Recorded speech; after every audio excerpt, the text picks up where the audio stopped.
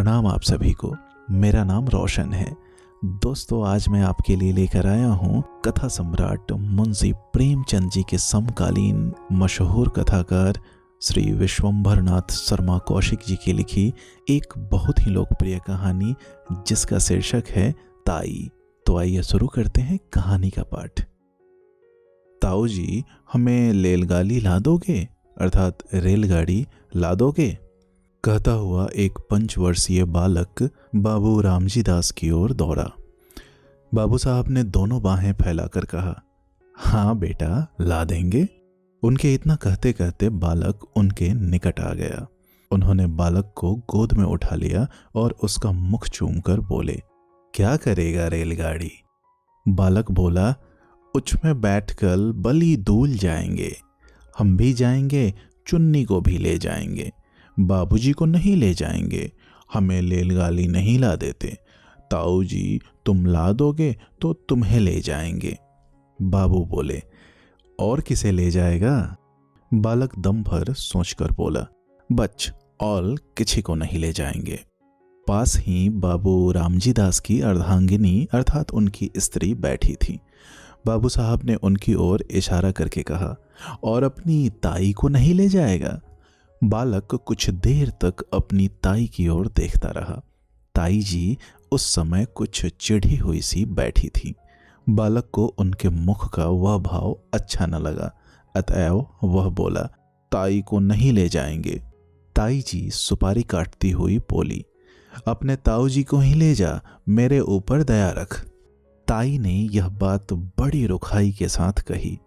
बालक ताई के शुष्क व्यवहार को तुरंत ताड़ गया। बाबू साहब ने फिर पूछा, ताई को क्यों नहीं ले जाएगा? बालक बोला, ताई हमें प्याल अर्थात प्यार नहीं करती। बाबू बोले, जो प्यार करे तो ले जाएगा?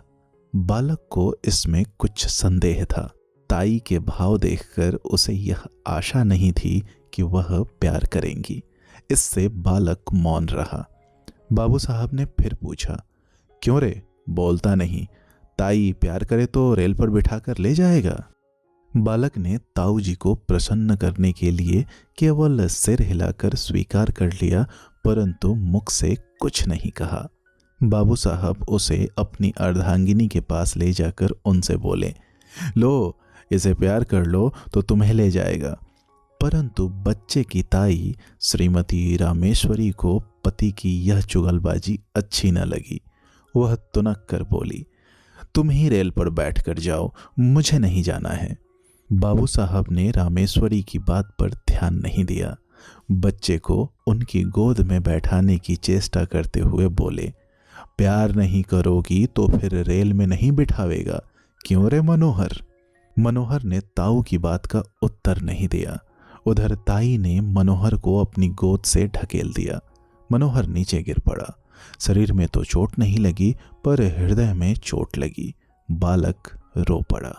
बाबू साहब ने बालक को गोद में उठा लिया, चुमकार पुचकार कर चुप किया और तत्पश्चात उसे कुछ पैसा तथा रेलगाड़ी ला देने का वचन देकर छोड़ दिया। बालक मनोहर भयपूर्ण दृष्टि से अपनी ताई की ओर ताकता हुआ उस स्थान से चला गया। मनोहर के चले जाने पर बाबू रामजी दास रामेश्वरी से बोले, तुम्हारा यह कैसा व्यवहार है? बच्चे को ढकेल दिया, जो उसे चोट लग जाती तो? रामेश्वरी मुंह मटकाकर बोली, लग जाती तो अच्छा होता, क्यों मेरी खोपड़ी पर लादे देते थे? आप ही मेरे ऊपर डालते थे और आप ही अब ऐसी बातें करते हैं। बाबू साहब कुटकर बोले, इसी को खोपड़ी पर लादना कहते हैं? रामेश्वरी बोली, और किसे कहते हैं? तुम्हें तो अपने आगे और किसी का सुख दुख सोचता ही नहीं। न जाने कब किसका जी कैसा होता है, तुम्हें उन बातों की कोई परवाह ही नहीं, अपनी चुहल से काम है। बाबू बोले, बच्चों की प्यारी प्यारी बातें सुनकर तो चाहे जैसा जी हो प्रसन्न हो जाता है, मगर तुम्हारा हृदय न जाने किस धातु का बना हुआ है। रामेश्वरी ने कहा, तुम्हारा हो जाता होगा, और होने को होता है, मगर वैसा बच्चा भी तो हो, पराए धन से भी कहीं घर भरता है। बाबू साहब कुछ देर चुप रहकर बोले, यदि अपना सगा भतीजा भी पराया धन कहा जा सकता है, तो फिर मैं नहीं समझता कि अपना धन किसे कहेंगे। रामेश्वरी कुछ उत्तेजित होकर बोली, बातें बनाना बहुत आसान है। तुम्हारा भतीजा है, तुम चाहे जो समझो, पर मुझे यह बातें अच्छी नहीं लगती। हमारे भाग ही फूटे हैं, नहीं तो यह दिन काहे को देखने पड़ते। तुम्हारा चलन तो दुनिया से निराला है। आदमी संतान के लिए न जाने क्या क्या करते हैं, पूजा पाठ करते हैं, व्रत रखते हैं, पर तुम्हें इन बातों से क्या काम। रात दिन भाई भतीजों में मगन रहते हो। बाबू साहब के मुख पर घृणा का भाव झलक आया। उन्होंने कहा, पूजा पाठ व्रत सब ढकोसला है। जो वस्तु भाग्य में नहीं वह पूजा पाठ से कभी प्राप्त नहीं हो सकती, मेरा तो यह अटल विश्वास है। श्रीमती जी कुछ रुआन से स्वर में बोली, इसी विश्वास ने सब चौपट कर रखा है। ऐसे ही विश्वास पर सब बैठ जाएं तो काम कैसे चले। सब विश्वास पर ही न बैठे रहे, आदमी काहे को किसी बात के लिए चेष्टा करे। बाबू साहब ने सोचा कि मूर्ख स्त्री के मुंह लगना ठीक नहीं, अतएव वह स्त्री की बात का कुछ उत्तर न देकर वहां से टल गए। बाबू रामजी दास धनी आदमी हैं, कपड़े की आढ़त का काम करते हैं, लेन देन भी है। इनसे एक छोटा भाई है, उसका नाम है कृष्णदास। दोनों भाइयों का परिवार एक में ही है, अर्थात एक साथ ही है।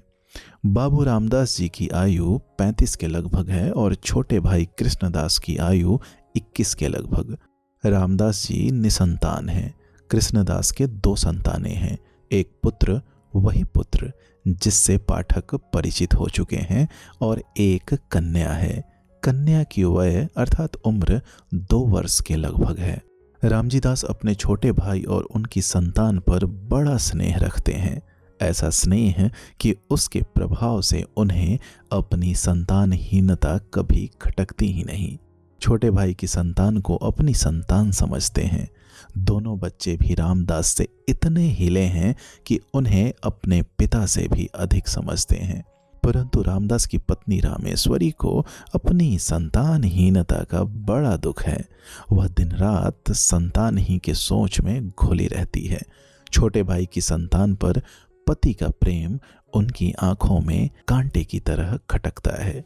रात के भोजन इत्यादि से निवृत्त होकर रामदास जी सैया पर लेटे शीतल और मंद वायु का आनंद ले रहे हैं। पास ही दूसरी सैया पर रामेश्वरी हथेली पर सिर रखे किसी चिंता में डूबी हुई थी। दोनों बच्चे अभी बाबू साहब के पास से उठकर अपनी माँ के पास गए थे। बाबू साहब ने अपनी स्त्री की ओर करवट लेकर कहा, आज तुमने मनोहर को बुरी तरह ढकेला था कि मुझे अब तक उसका दुख है। कभी कभी तो तुम्हारा व्यवहार अमानुषिक हो उठता है। रामेश्वरी बोली, तुम्ही ने मुझे ऐसा बना रखा है। उस दिन उस पंडित ने कहा कि हम दोनों के जन्म पत्र में संतान का जोग है और उपाय करने से संतान हो सकती है। उसने उपाय भी बताए थे, पर तुमने उनमें से एक भी उपाय करके ना देखा। बस तुम तो इन्हीं दोनों में मगन हो। तुम्हारी इस बात से रात दिन मेरा कलेजा सुलगता रहता है। आदमी उपाय तो करके देखता है, फिर होना न होना भगवान के अधीन है। बाबू साहब हंसकर बोले, तुम्हारी जैसी सीधी स्त्री भी क्या कहूं। तुम इन ज्योतिषियों की बातों पर विश्वास करती हो जो दुनिया भर के झूठे और धूर्त हैं, झूठ बोलने ही की रोटियां खाते हैं। रामेश्वरी तुनक कर बोली, तुम्हें तो सारा संसार झूठा ही दिखाई पड़ता है। ये पोथी पुराण भी सब झूठे हैं। पंडित कुछ अपनी तरफ से तो बनाकर कहते नहीं। शास्त्र में जो लिखा है वही वे भी कहते हैं। वह झूठा है तो वे भी झूठे हैं। अंग्रेजी क्या पढ़ी, अपने आगे किसी को गिनते ही नहीं। जो बातें बाप दादे के जमाने से चली आई है उन्हें भी झूठा बताते हैं। बाबू साहब ने कहा, तुम बात तो समझती नहीं, अपनी ही ओटे जाती हो। मैं यह नहीं कह सकता कि ज्योतिष शास्त्र झूठा है। संभव है वह सच्चा हो, परंतु ज्योतिषियों में अधिकांश झूठे होते हैं। उन्हें ज्योतिष का पूर्ण ज्ञान तो होता नहीं। 2-1 छोटी मोटी पुस्तकें पढ़कर ज्योतिषी बन बैठते हैं और लोगों को ठगते फिरते हैं। ऐसी दशा में उनकी बातों पर कैसे विश्वास किया जा सकता है। रामेश्वरी बोली, सब झूठे ही हैं, तुम ही एक बड़े सच्चे हो। अच्छा, एक बात पूछती हूँ, भला तुम्हारे जी में संतान का सुख देखने की इच्छा क्या कभी नहीं होती?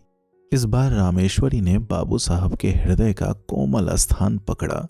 वह कुछ देर तक चुप रहे। तत्पश्चात एक लंबी सांस लेकर बोले, भला ऐसा कौन मनुष्य होगा जिसके हृदय में संतान का मुख देखने की इच्छा न हो।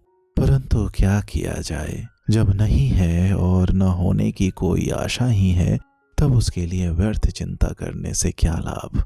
इसके सिवा जो बात अपनी संतान से होती वही भाई की संतान से भी हो रही है। जितना स्नेह अपनी पर होता उतना ही इन पर भी है। जो आनंद उसकी बाल क्रीड़ा से आता वही इनकी क्रीड़ा से भी आ रहा है। फिर नहीं समझता कि चिंता क्यों की जाए।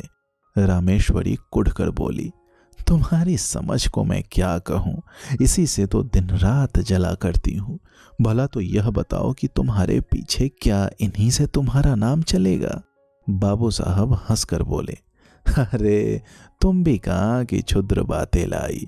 नाम संतान से नहीं चलता, नाम अपनी सुकृति से चलता है। तुलसीदास को देश का बच्चा बच्चा जानता है। सूरदास को मरे कितने दिन हो चुके। इसी प्रकार जितने महात्मा हो गए हैं उन सबका नाम क्या उनकी संतान की बदौलत चल रहा है। सच पूछो तो संतान से जितनी नाम चलने की आशा रहती है उतनी ही नाम डूब जाने की संभावना रहती है। परंतु सुकृति एक ऐसी वस्तु है जिसमें नाम बढ़ने के सिवा घटने की आशंका रहती ही नहीं। हमारे शहर में राय गिरधारी लाल कितने नामी थे, उनके संतान कहाँ हैं, पर उनकी धर्मशाला और अनाथालय से उनका नाम अब तक चला आ रहा है। अभी न जाने कितने दिनों तक चला जाएगा। रामेश्वरी बोली, शास्त्र में लिखा है जिसके पुत्र नहीं होता उनकी मुक्ति नहीं होती। बाबू साहब बोले, मुक्ति पर मुझे विश्वास नहीं। मुक्ति है किस चिड़िया का नाम। यदि मुक्ति होना भी मान लिया जाए तो यह कैसे माना जा सकता है कि सब पुत्र वालों की मुक्ति हो ही जाती है। मुक्ति का भी क्या सहज उपाय है। ये जितने पुत्र वाले हैं सभी को तो मुक्ति हो जाती होगी। रामेश्वरी निरुत्तर होकर बोली, अब तुमसे कौन बकवास करे, तुम तो अपने सामने किसी को मानते ही नहीं। मनुष्य का हृदय बड़ा ममत्व प्रेमी है। कैसी ही उपयोगी और कितनी ही सुंदर वस्तु क्यों न हो, जब तक मनुष्य उसको पराई समझता है तब तक उससे प्रेम नहीं करता। किंतु भद्दी से भद्दी और बिल्कुल काम में न आने वाली वस्तु को यदि मनुष्य अपनी समझता है तो उससे प्रेम करता है। पराई वस्तु कितनी ही मूल्यवान क्यों न हो, कितनी ही उपयोगी क्यों न हो, कितनी ही सुंदर क्यों न हो, उसके नष्ट होने पर मनुष्य कुछ भी दुख का अनुभव नहीं करता, इसलिए कि वह वस्तु उसकी नहीं पराई है। अपनी वस्तु कितनी ही भद्दी हो, काम में न आने वाली हो, नष्ट होने पर मनुष्य को दुख होता है, इसलिए कि वह अपनी चीज है। कभी कभी ऐसा भी होता है कि मनुष्य पराई चीज से प्रेम करने लगता है। ऐसी दशा में भी जब तक मनुष्य उस वस्तु को अपना बनाकर नहीं छोड़ता अथवा हृदय में वह विचार नहीं कर लेता कि वह वस्तु मेरी है, तब तक उसे संतोष नहीं होता। ममत्व से प्रेम उत्पन्न होता है और प्रेम से ममत्व। इन दोनों का साथ चोली दामन का सा है, ये कभी पृथक नहीं किए जा सकते। यद्यपि रामेश्वरी को माता बनने का सौभाग्य प्राप्त नहीं हुआ था, तथापि उनका हृदय एक माता का हृदय बनने की पूरी योग्यता रखता था। उनके हृदय में वे गुण विद्यमान तथा अंतर्निहित थे जो एक माता के हृदय में होते हैं, परंतु उसका विकास नहीं हुआ था। उनका हृदय उस भूमि की तरह था जिसमें बीज तो पड़ा हुआ है, पर उसको सींचकर और इस प्रकार बीज को प्रस्फुटित करके भूमि के ऊपर लाने वाला कोई नहीं। इसीलिए उनका हृदय उन बच्चों की ओर खींचता तो था, परंतु जब उन्हें ध्यान आता था कि ये बच्चे मेरे नहीं दूसरे के हैं, तब उनके हृदय में उनके प्रति द्वेष उत्पन्न होता था, घृणा पैदा होती थी। विशेषकर उस समय उनके द्वेष की मात्रा और भी बढ़ जाती थी जब वह यह देखती थी कि उनके पतिदेव उन बच्चों पर प्राण देते हैं जो उनके अर्थात रामेश्वरी के नहीं हैं। शाम का समय था। रामेश्वरी खुली छत पर बैठी हवा खा रही थी। पास उनकी देवरानी भी बैठी थी। दोनों बच्चे छत पर दौड़ दौड़ कर खेल रहे थे। रामेश्वरी उनके खेल को देख रही थी। इस समय रामेश्वरी को उन बच्चों का खेलना कूदना बड़ा भला मालूम हो रहा था।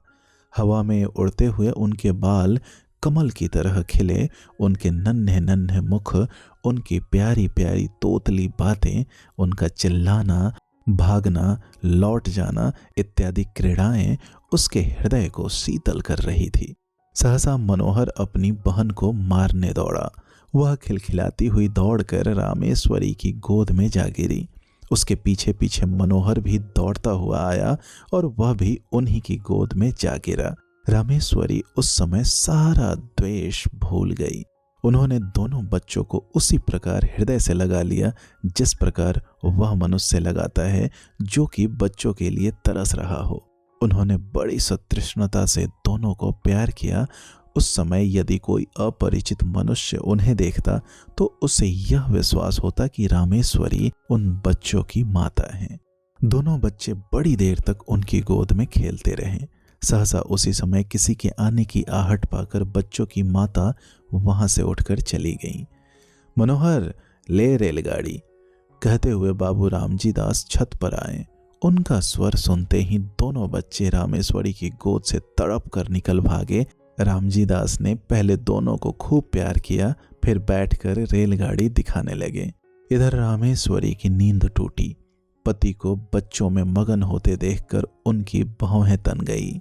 बच्चों के प्रति हृदय में फिर वही घृणा और द्वेष भाव जाग उठा।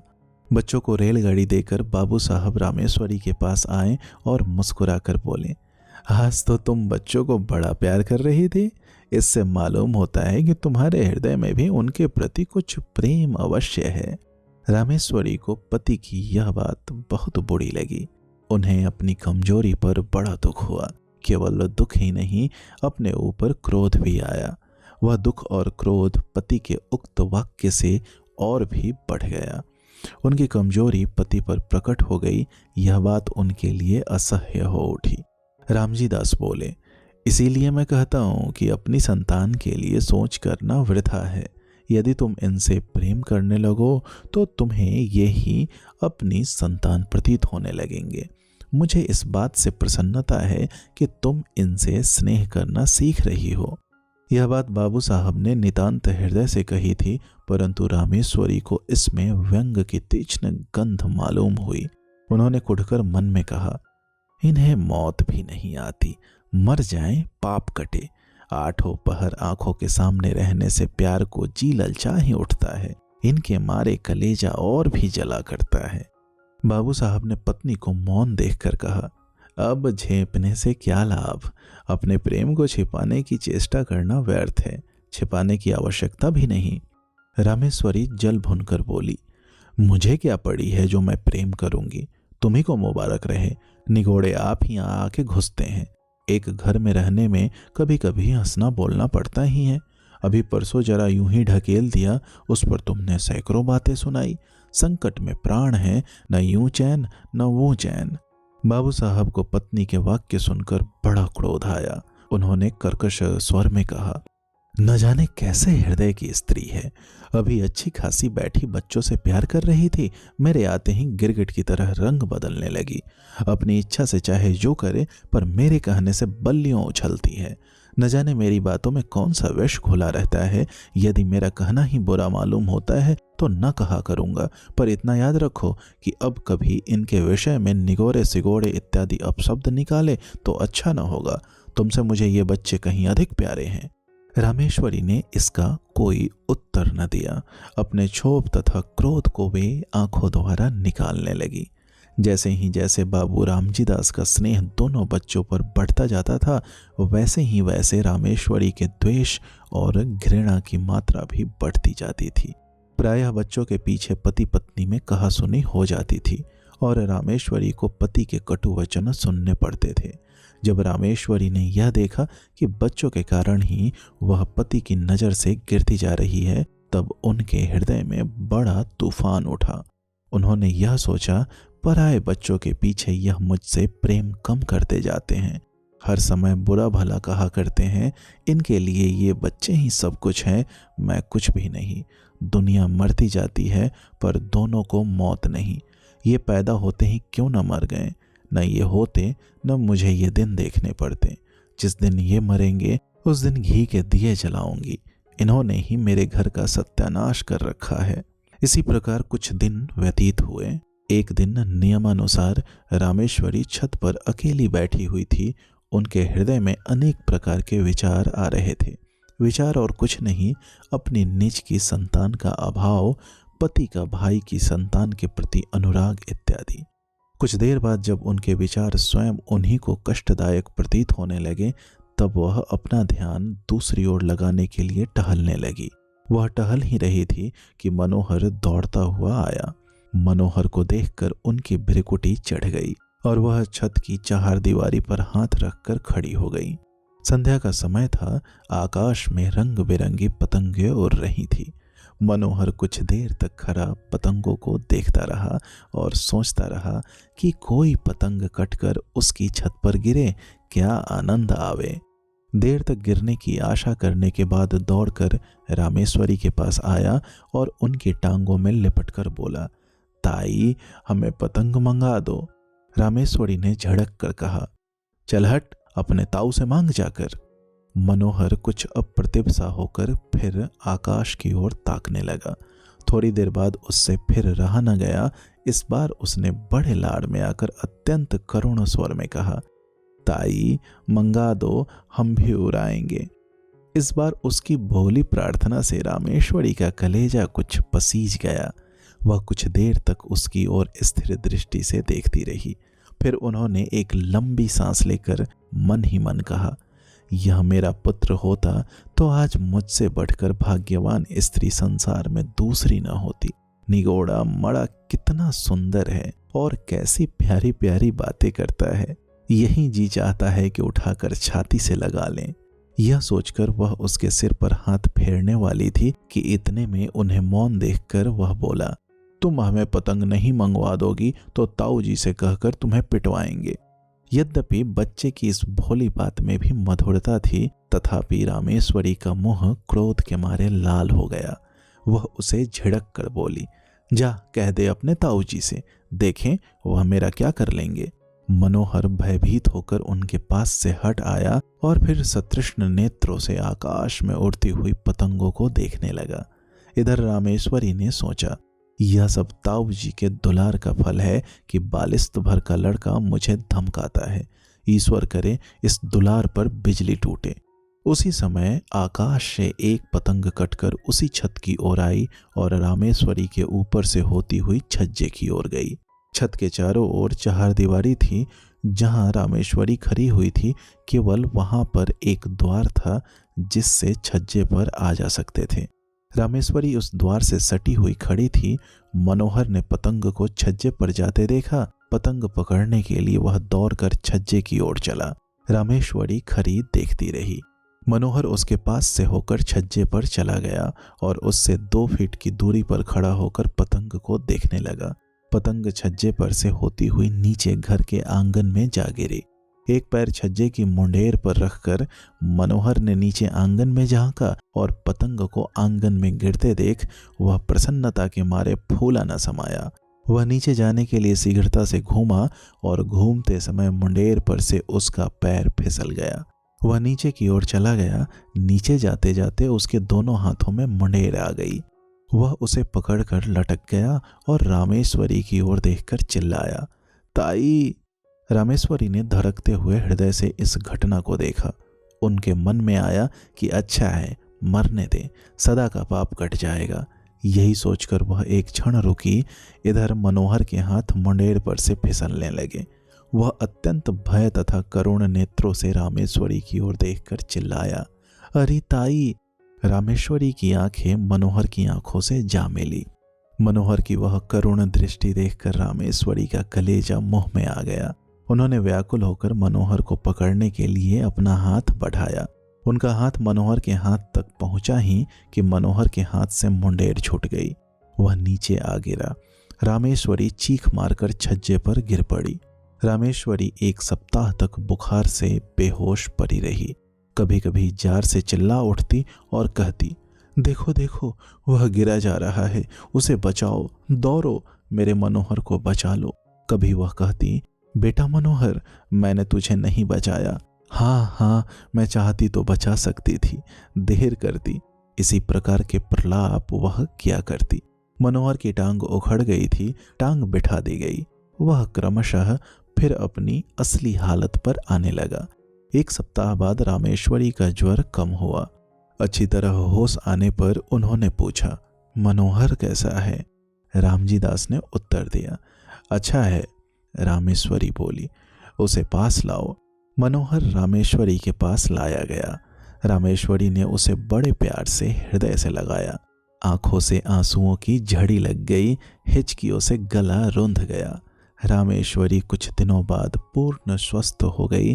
अब वह मनोहर और उसकी बहन चुन्नी से द्वेष नहीं करती और मनोहर तो अब उसका प्राणाधार हो गया। उसके बिना उन्हें एक क्षण भी कल नहीं पड़ती। दोस्तों, उम्मीद करता हूँ यह कहानी आपको पसंद आई होगी। ऐसी ही ढेरों कहानियाँ सुनने के लिए आप हमसे जुड़े रहें। बहुत बहुत धन्यवाद।